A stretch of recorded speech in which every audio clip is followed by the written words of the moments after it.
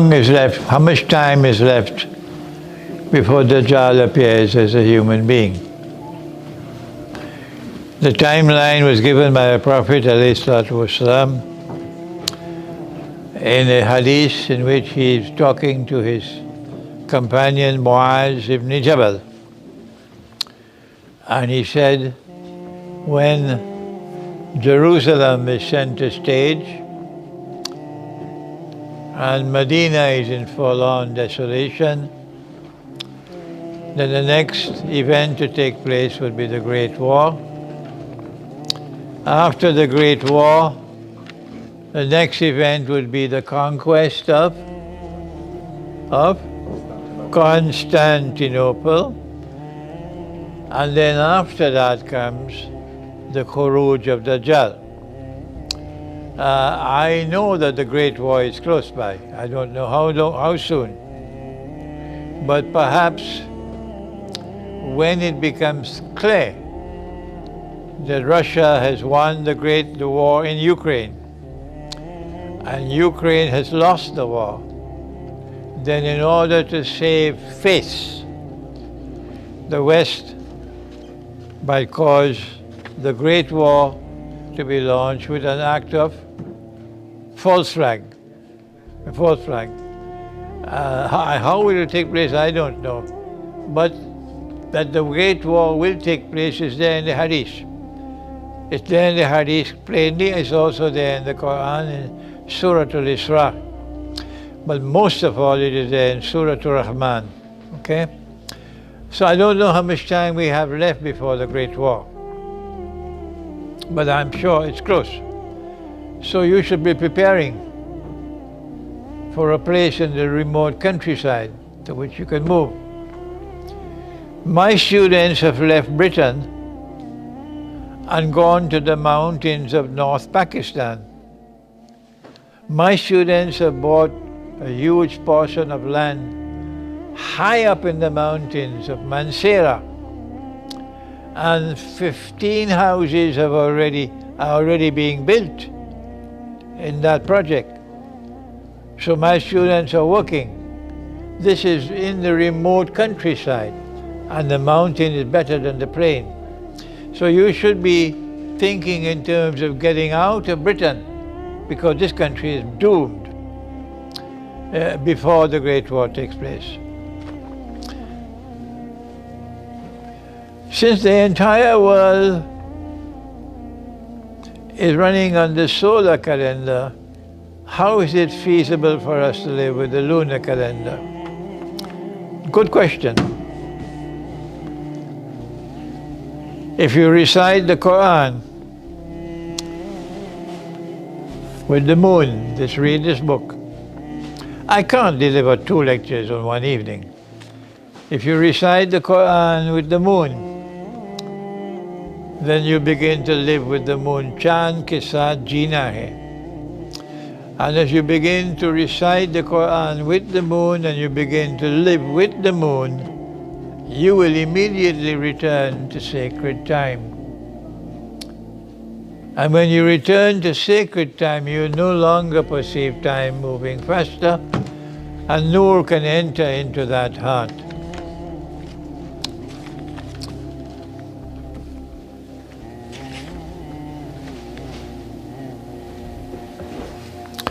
All of this destruction is happening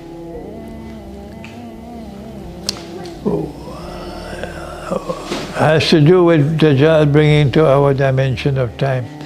I've said to you, Dajjal is dismantling the system of sacred time for this reason. You may perceive other reasons which I can't see. I'm just one person. But my understanding is he's dismantling the system of sacred time to rob us of internal sight, basira. And when you lose internal sight, you're just like sheep and cattle, and you will dance to every tune he plays. And you will joyfully embrace a cashless world. This is progress. A cashless world. Yeah? I went to my hotel to check in last night, and they said you have to put a deposit, £40. I took out the 40. They said, sorry, we're not accepting cash. There you are. See? I must have a card, a credit card, and I must transfer the money to them electronically. So I said, I'm not coming back to this hotel. But others said, no problem. We just love the cashless world. We're like a fish in water in the cashless world. Because they're just like cattle, they have no bustle, they can't recognize that they've been taken for a ride. And at the end of this ride, Dajjal will dump them in the Jahannam. They can't see that. So that's why Dajjal wants you to abandon sacred time. Is Dajjal a person? And are all these things happening in the world today related to time, sacred time or worldly time? The Qur'an refers to a shadow and warns about a shadow which is to come, and Allah is sending that shadow to people who reject the truth. In particular, the truth that this is the true Messiah. And that shadow will appear in three parts. In Taliku ila zillin zi salasi shurab. What surah is this? What? I can't hear you, okay. Mursalat. So Dajjal first appears as a shadow. And it was Dr. Israr Ahmad, rahimahullah, who spoke these unforgettable words. I was astonished when Dr. Israr said, he said, coming events cast their shadows before them. No Maulana from any Darul Uloom could have ever said that. None. It took a medical doctor to say it. Coming events cast their shadows before them. That is Surah Al-Mursalat. The Dajjal first appears as a shadow. And when the three parts of the shadow have come and gone, then Dajjal will appear in person. And when he comes in person, he will be in our world of space and time. وَسَائِرُ أَيَّامِهِ كَأَيَّامِكُمْ. Okay. All right, no more questions if you don't mind. That's enough. When so much of our daily life is locked together in this mechanical time, how can we work to move back to sacred time? Answer. Begin with the recitation of the Qur'an. Best time of all is to recite the Qur'an before dawn, in that last hour of the night. I forgot to mention, if during that last hour of the night before dawn, if you feel sleepy, go back to sleep. Why? Because Allah wants to give you a dream. And as soon as you sleep, you'll get the dream. All right. If you recite the Qur'an every day, and you recite the correct juz of the Qur'an every day, and you khatam the Qur'an every lunar month, pretty soon you'll be living with the moon. And as you begin to live with the moon, you'll begin to disconnect from mechanical time. How long is there left before Dajjal appears? We already answered that question. Was the changing of the Qibla an example of nask? It certainly was an example of nask, yes. Has Pax Judaica already commenced? Well, this is my lecture. This is my lecture in Birmingham on the 28th. Do please come to Birmingham. But this is not an easy subject. The problem I face is I am a solitary voice. There isn't a single other scholar of Islam anywhere in the world who hold the views that I have in explaining Dajjal. Mine is a solitary voice. Under normal circumstances, if you're standing up against the whole world of scholarship of Islam, you'll be forgotten in 24 hours. Yeah, you'll be pushed aside and you go down the river of no return. That this caravan is still moving, despite every single thing they've thrown against me, that this caravan is still moving, is startling proof that this is the truth. So please come to Birmingham to answer the question, has Pax Judaica arrived? All of this destruction is already taking place in the world and Dajjal has not as yet come. Answer, yes, Dajjal is already here. And he's already in this world but not in our dimension of time. So this is the shadow. The first part of the shadow came and went. I said in that first part of the shadow, among the things that happened was Britain becoming the ruling state in the world. Pax Britannica. But there may be other things as well that happened in the first part of the shadow. You are the ones who should do research. You're lucky that most of you were born in Britain. If you were born in Britain, or you've been living in Britain for so long, what are you doing when you are in this country? You should utilize this opportunity while living in Britain to study British history. How did Britain become the leading country in the Western world?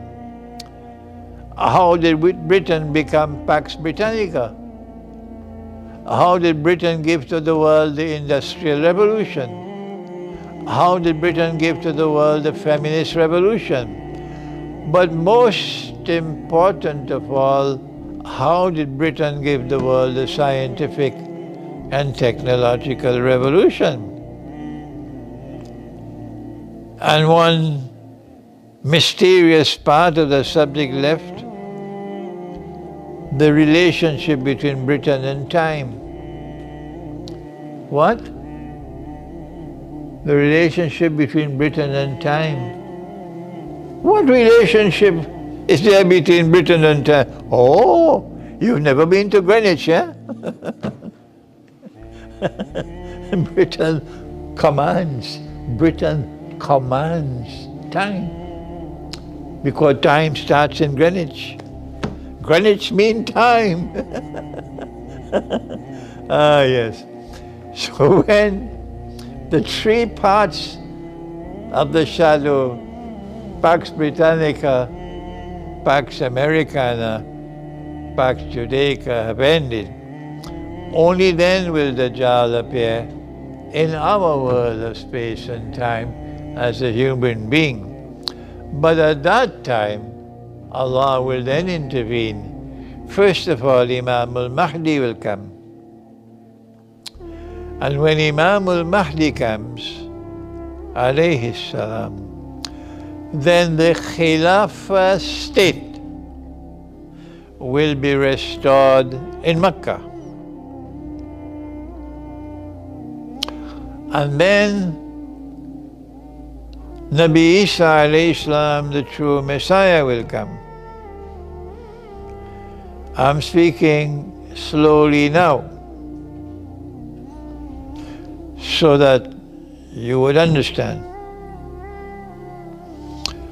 When the true Messiah comes, our Prophet has said that he will come as Al-Hakim, Al-Adil. Hakim comes from hukuma, government.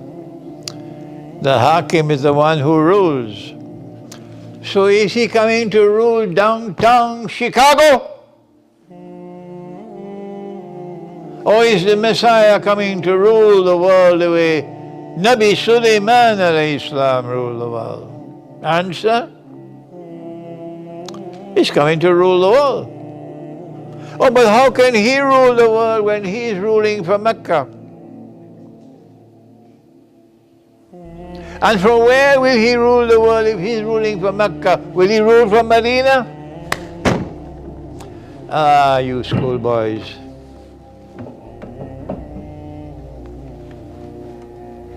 You don't need more than 2 peanuts worth of common sense, that's all. That's all, that's all, that's all. He is Khalifa and has a Khilafah state in Mecca. Allah's Messenger never said that Imam al-Mahdi is going to rule the world. He said the Messiah will come as Al-Hakim al-Adil. Obviously, he's going to rule from Jerusalem, not from Mecca, because he's not sent to this ummah.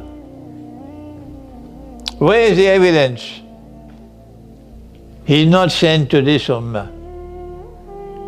Absolute truth is in the Qur'an, it's not in the Hadith. Absolute truth is in the Qur'an, it's not in the Seerah.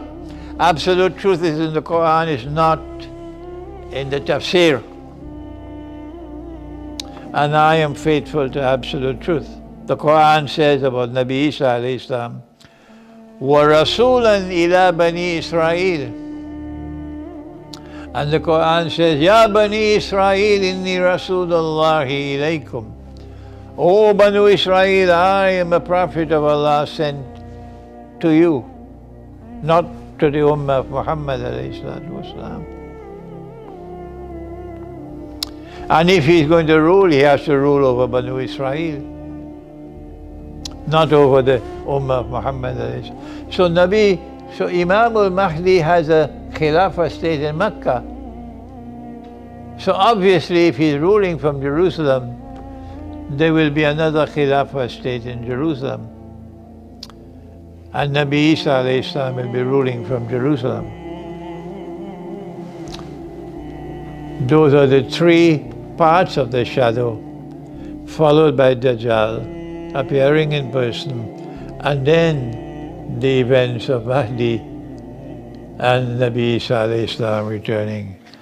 Read my book entitled The Messiah, the Qur'an, and Akhir Zaman.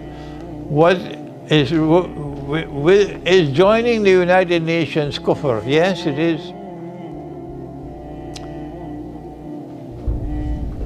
Allah says in the Qur'an, وَلَا تَتَّخِذُ مِن دُونِ وَكِيلًا. Do not submit to any supreme authority other than my supreme authority. And the United Nations says you have to submit to our supreme authority. It's there in the Charter of the United Nations. Article 24 and 25 of the Charter. The Security Council has supreme authority in the world in all matters pertaining to international peace and security. So, being a member of the United Nations organization and acceding to the Charter is an act of kufr. Do you think we'll ever get the scholars of Islam to say that? What role will Russia play when Imam al-Mahdi comes and Nabi Isa alayhi salam? This is a beautiful subject, but we don't have the time for it. As a Muslim, when should we leave the West? You should already left the West. Do the elites who run the world communicate with Dajjal spiritually? Can you explain?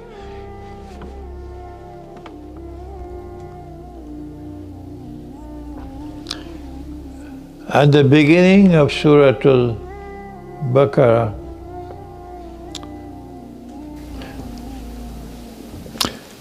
someone help me. وَإِذَا خَلَوْا إِلَى شَيَاطِينِهِمْ قَالُوا إِنَّا مَعَكُمْ إِنَّمَا نَحْنُ مُسْتَهْزِئُونَ. And when they are with their shayateen. So yes, the Qur'an does confirm that there are those who are in contact with the shayateen of the jinn and shayateen of the human beings, yes. But there's more to the subject than I mentioned there. You mentioned the possibility of lies in the Hadith. Is it possible? I prefer to say fabricated Hadith. That the Umayyad dynasty was responsible for it. Who is responsible for the fabrication in the Hadith is not a subject I deal with. There are others who can deal with it. But most certainly there are fabrications in the Hadith. But the methodology for the pursuit of knowledge, which is what Iqbal adopted, and that is clear in his reconstruction of religious thought of Islam, that methodology for the study of the Qur'an is not the one used in the Darul. It's not the methodology used by the world of Islamic scholarship. That's why Iqbal is so different from the rest. Our Prophet said that my ummah is like the rain.